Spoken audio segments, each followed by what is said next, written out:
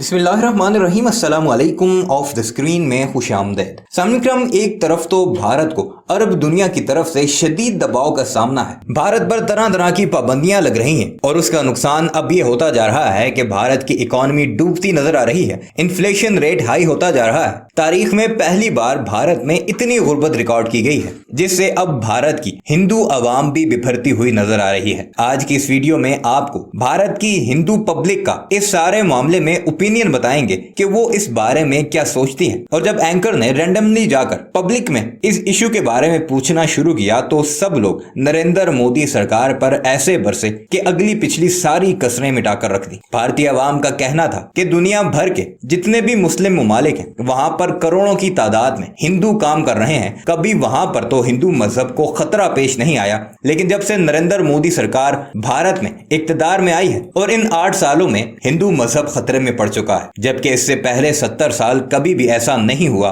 कि भारत में हिंदू मजहब खतरे में हो। नरेंद्र मोदी और उसके हमनमाओं का जितना भी मौकफ होता है वो सब एक इलेक्शन स्टंट होता है और इस सारे मामले को उठाकर हिंदू मेजॉरिटी पॉपुलेशन से वो अपना वोट बैंक मजबूत करते दिखाई देते हैं। भारतीय अवाम ने नबी पाक सल्लल्लाहु अलैहि वसल्लम की गुस्ताखी को भी नरेंद्र मोदी सरकार की एक सोची समझी साजिश करार दिया, लेकिन मुसलमानों के इत्तेहाद की वजह से ये सारा मामला उल्टा पड़ गया और अब लेने के देने पड़ चुके हैं। नरेंद्र मोदी सरकार को ये समझ नहीं आ रहा कि वो इस मुद्दे से किस तरह जान छुड़ाए और मुसलमानों को कैसे यकीन दिलाए कि आज के बाद ऐसा नहीं होगा। आइए आपको लेकर चलते हैं और हिंदू पब्लिक का इस सारे मामले में ओपिनियन दिखाते हैं, जिसे देखकर आपको ये मालूम जरूर पड़ जाएगा कि भारत के अंदर भी अब नरेंद्र मोदी के खिलाफ कितनी शदीद नफरत पाई जाती है और कैसे वो अब उससे जान छुड़ाना चाहते हैं। मगर वीडियो पर आगे बढ़ने से पहले आपसे गुजारिश है कि हमारे इस चैनल को जरूर सब्सक्राइब कीजिएगा और कमेंट सेक्शन में अपनी कीमती राय का इजहार भी जरूर कीजिएगा।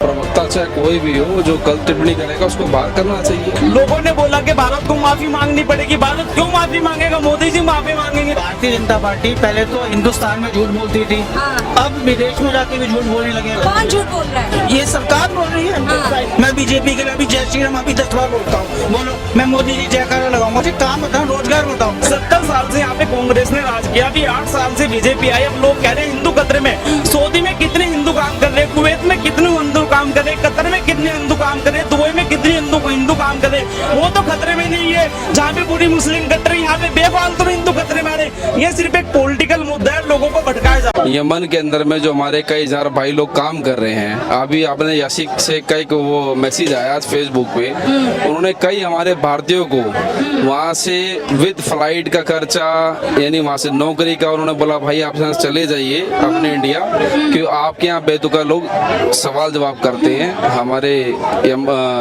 इस्लाम के बारे में जो भी है। तो 101% प्रेशर था। अगर प्रेशर नहीं था तो 10 दिन तक किस लिए वेट किया? जी, आगे आ जाइए। ये मेन मुद्दा। अगर प्रेशर नहीं था बीजेपी सरकार पे तो 10 दिन का किस लिए वेट किया उन्होंने?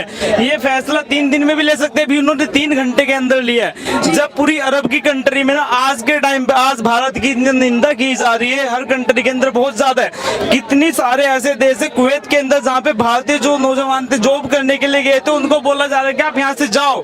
अब एक बंदे के चक्कर में वहां से लोगों की नौकरी जा रही है। 101% ये उन्होंने जो फैसले प्रेशर मिला, क्योंकि मोदी जो खुद फील हो रहा है गिल्टी।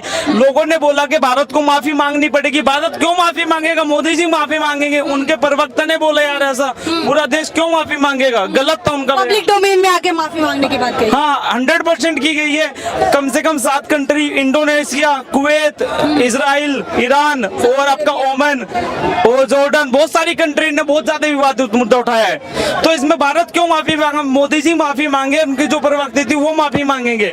और ये प्रेशर में ही आके इन्होंने जो वापस लिया ना वो तब लिया है। आपको क्या लग रहा है? मैडम सबसे पहले तो ये समझना पड़ेगा कि भारतीय जनता पार्टी पहले तो हिंदुस्तान में झूठ बोलती थी, अब विदेश में जाके भी झूठ बोलने लगे। क्या झूठ बोला है भारतीय जनता? सबसे बड़ा झूठ ये है, इन्होंने कहा कि ये फ्रेंच एलिमेंट्स हैं, फ्रेंच एलिमेंट्स। इसका मतलब होता है अराजक तत्व। पहली बात तो ये डिसाइड करो कि आपके प्रवक्ता है ऑफिशियल या अराजक तत्व थे।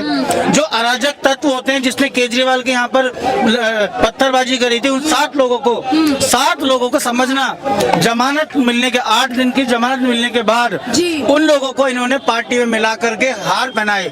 जी। जिन जो अराजक तत्व थे उनको पार्टी में मिलाया, जी। उनको हार बनाए, और जो इनके ऑफिशियल प्रवक्ता थे उनको बोला कि ये हमारे जो हैं अराजक लोग हैं। हाँ। ये मेरी स्टेटमेंट नहीं है, हाँ। और ये बीजेपी की भी स्टेटमेंट नहीं है, हाँ। ये भारत सरकार के राजनायिक की स्टेटमेंट है। हाँ। हमको शर्म आनी चाहिए। हाँ। हमारे यहाँ पर आज हमारे लोगों का मजाक बनता है। मैं वहाँ काम करता हूँ, मैं कतर में जॉब करता हूँ, ठीक है। मेरे को मेरा बॉस मुझे मेरे ऊपर हंसा। जाहिल वाली बात। हाँ, कहीं ना कहीं बीजेपी नेता के जो है ना, मतलब मोदी जी छोड़ो, मोदी से जो नीचे के आते ना, वो जाहिलवादी बातें करते हैं, बेफालतू में हिंदू मुस्लिम लेकर आते हैं, बेफालतू के नेसेसरी बातें करते हैं। अरे औरंगजेब कब था यार, जो मुद्दा बिगड़ गया, अब आज के टाइम पे हम उसको लेके लड़ रहे हैं, बेफालतू में लड़ रहे हैं, रोजगार पे बात नहीं है। ये धर्म के नाम की धर्म की अफीम कब तक चटाई जाएगी युवाओं को, मेरी समझ में नहीं। लेकिन मानना इन लोगों का है कि मुद्दे भटकाने की साजिश जो है वो इसलिए की जा रही आप है। सीधी सी बात समझिए, जब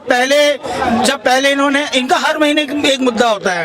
कभी इनके जो है राम मंदिर था, पहले राम मंदिर खत्म हुआ, फिर इनकी जो है पत्थरबाजी शुरू हो गई, फिर इनका एक नकाब शुरू हो गया, फिर एक स्कूटी वाली बाई आ गई।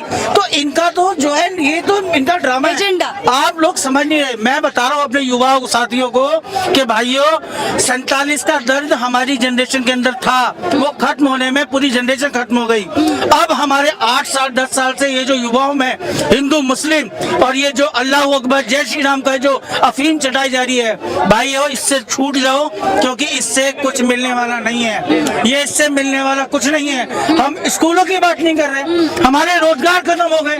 कितने, मैंने आज तक डिबेट नहीं देखी कि रोजगार पे डिबेट हो रही है, मैंने डिबेट नहीं देखी कि व्यापार पे डिबेट हो रही है। अरे हमारा कर्जा देखो, अरे क्या शर्म आनी चाहिए हम लोगों को। आप तो अभी तक समर्थन दे रहे थे कि अरब देशों का प्रेशर नहीं है, 135 करोड़ के जो लोग हैं, आबादी है, उसको सफर ना करना पड़े, इसलिए फैसला लिया मैंने, है। आप सुनो, मैंने दोबारा को रिपीट कर दूं, मैंने क्या बोला। देखो, यमन से मैसेज है, यमन शेख अली का। जी। इन्होंने बोला मैंने सभी गैर मुस्लिम यानी हिंदू भारतीय कामगारों को बर्खास्त कर दिया है, उन्हें वापसी की टिकट के साथ में उनका बकाया जो पेंडिंग है दे दिया है। हाँ। तो एक मिनट सुनो, उन्होंने इसलिए करा, जो नुपुर शर्मा का जो बयान था उसके आधार पे सब चीजें हो रही हैं। वो खराब बयान नहीं था। सुनो, बयान खराब था तभी तो उन्होंने करा ना। हाँ। अब उन्होंने कर दिया, जो प्रेशर आया तभी तो करा ना। लेकिन तो आप अभी आप कह रहे हैं प्रेशर की, अभी आप प्रेशर से इनकार- मेरी बात सुन ली। आप उसको प्रेशर समझ लो, जी। आप जो मर्जी समझ लो, ये आपके ऊपर डिपेंड है। मैंने फिर दोबारा को बता रहा हूँ, तक झूठ नुपुर शर्मा ने, सुनो, नुपुर शर्मा, कौन झूठ बोल रहा है? ये सरकार बोल रही है।